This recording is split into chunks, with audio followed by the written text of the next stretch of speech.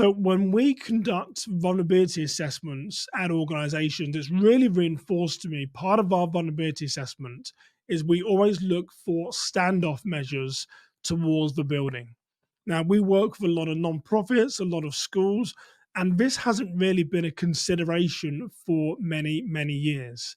And I think what we saw in this New Orleans attack is that there was a police vehicle parked on the corner of this road, and this terrorist, we call him a terrorist because that's what believed that he is.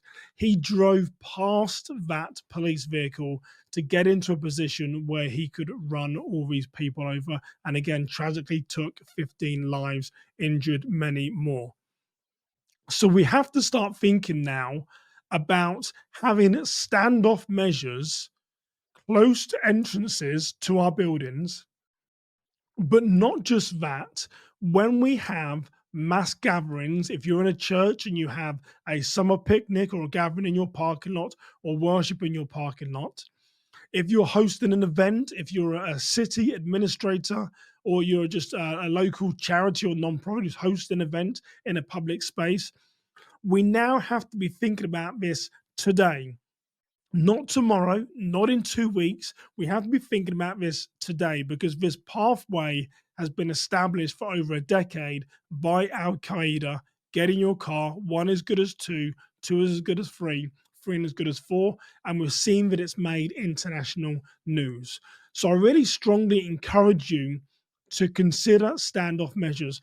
And there are many different ways that you can do this. At my house of worship, where I worship, we have large concrete bollards that are in like a sort of a circle shape. So aesthetically, they look very pleasing on the eye. They look like they're part of the parking lot. They look like they're part of the building, but it would actually withstand a vehicle trying to drive in towards our church.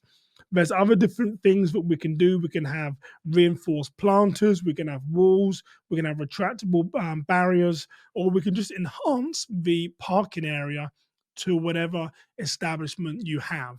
But we have to follow this pathway because Al Qaeda told us what they intend to do.